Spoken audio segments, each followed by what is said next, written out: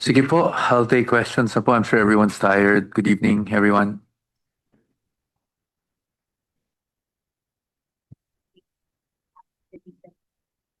That's okay with us. We did, honestly, I was being asked kanina if we expected it. We honestly did not expect it. You know naman, I'm very candid with these things, but uh, that was the prerogative of the prosecution, and we have no objections on the same. Does this mean that the Vice President will no longer appear in the Senate in the coming days because legislative office will no longer take the stand? I cannot honestly directly answer that question because I really don't know. I don't know if she might still attend, no, despite the fact that na hindi na witness si Attorney Laika. So we'll just have to wait and see. But rest assured that if I do get confirmation, I will let you know. Pagpasensyahan niyo na rin po ako pag hindi ako sumasagot.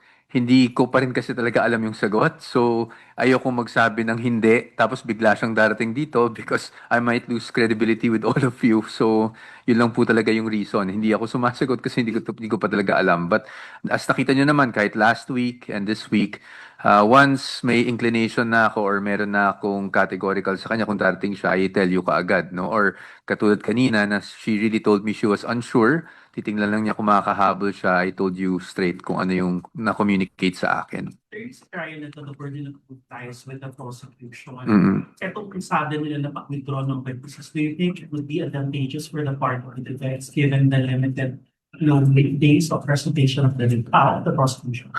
Hindi naman. I think it was because, and I think Attorney Kapunan actually articulated it well. No, she said that sa tingin niya hindi na kailangan kasi parang magiging repetition lang or repetitive lang. And then, of course, they have their position that certain things were admitted. Of course, we have a differing opinion on those matters, but nonetheless, again, these are all kasi up to the appreciation of the impeachment court.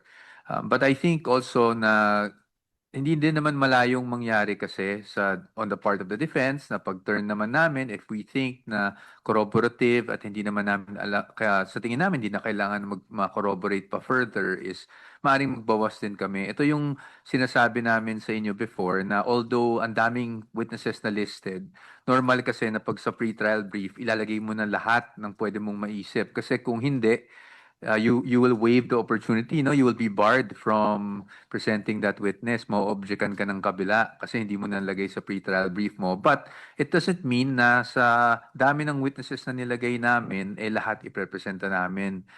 So I guess ito yung isang patunay na pwede talagang mangyari na although na list mo as witness and in fact nagpa-issue na tayo ng subpoena, you can still manifest, no, that you will no longer be presenting that witness. Sa kanino po? Sa prosecution? Sa defense, hindi namin siya nailista. Hindi namin, titingnan muna natin kung kinakailangan pa talaga. But at this point, dun sa pre-trial brief namin, if I remember correctly, no, and I hope I'm not mistaken, kasi medyo mahaba rin yung list of witnesses namin.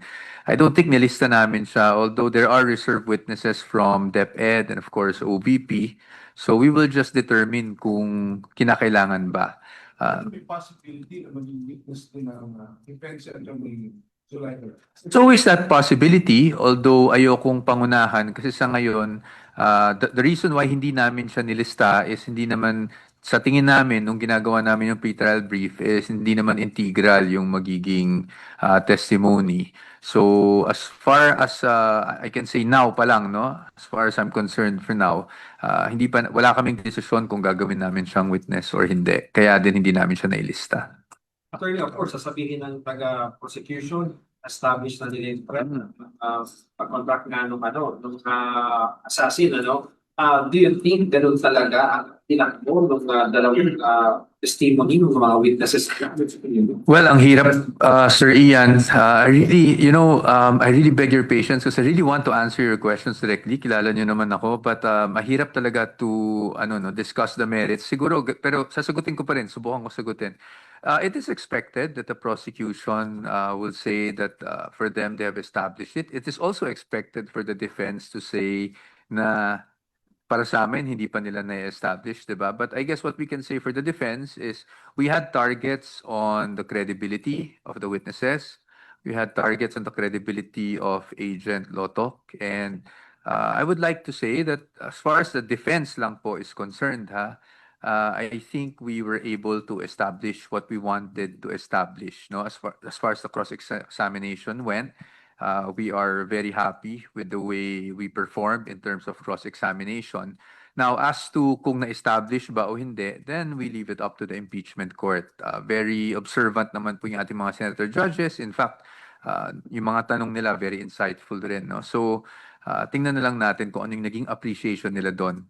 But again, medyo maaga pa rin. Second witness pa lang. I think they will still be presenting Director Matibag on the NBI matter for Monday. So we will also have to prepare for that. Yes, handa naman po yung defense because nauna na rin yung memorandum namin kahapon. So we will be prepared to do that. In fact, we were prepared for the 10-minute time limit. No? So tingnan lang natin kung paano yung takbo. I'm sure there will be questions also on the side of the senator judges. Sir, action lang during the course of the cross-examination earlier and the recross and redirect. Kasi parang nagkaroon ng shift on the narrative of the Operation Roman Food. Sinabi doon na from the Duterte, ito pala alleged or apparent threats against the personality. Reaction lang po. Well, siguro ang reaction ko lang is I think it is unclear kung yung Romanov na allegedly nabanggit ni Mayor Baste Duterte is the same as yung Operation Romanov naman na nabanggit ni Princess Maui.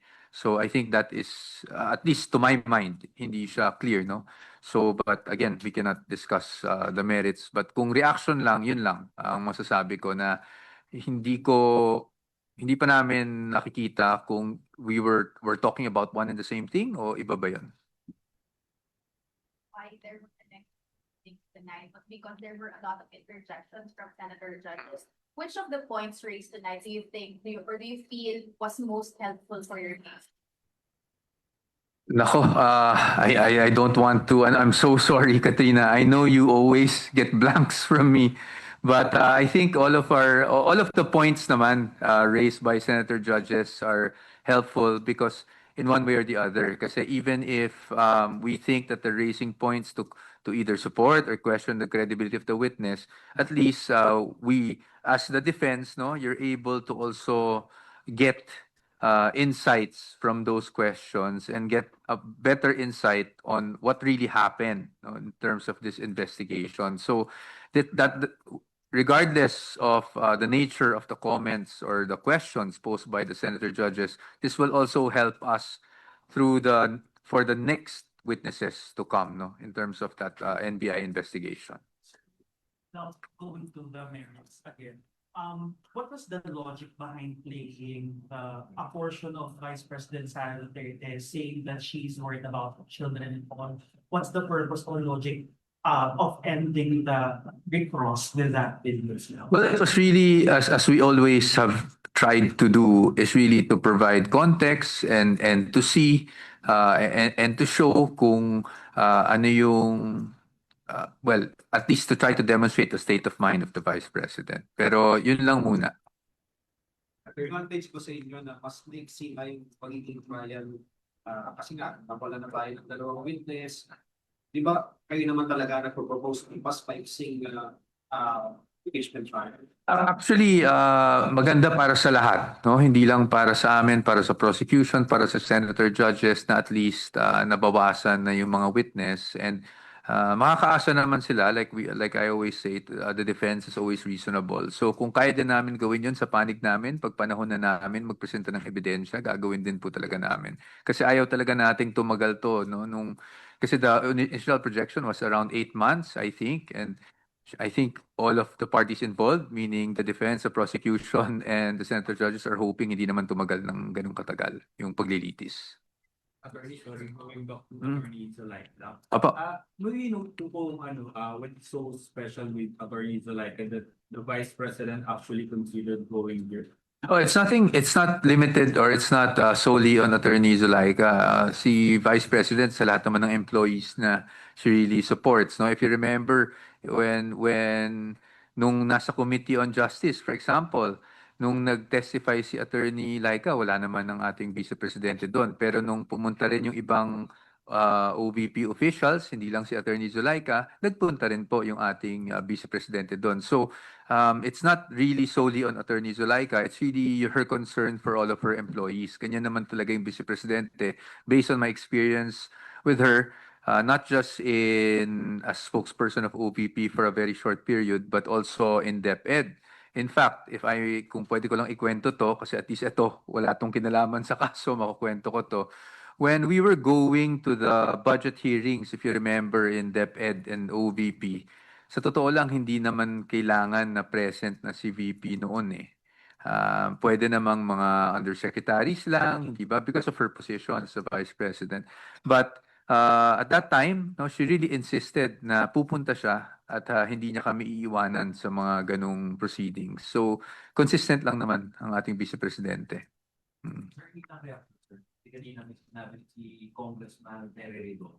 Hmm. Ito na lang, sir, kung Sige lang po. hindi siya kumuha ng dealer, ibig sabihin you have a vice president that lies, hindi ba? Pero kung totoo nga nag-contract siya ng killer, then you have a vice president that contract sa killer. So dalawa daw yung matutulog, sir. Any reaction?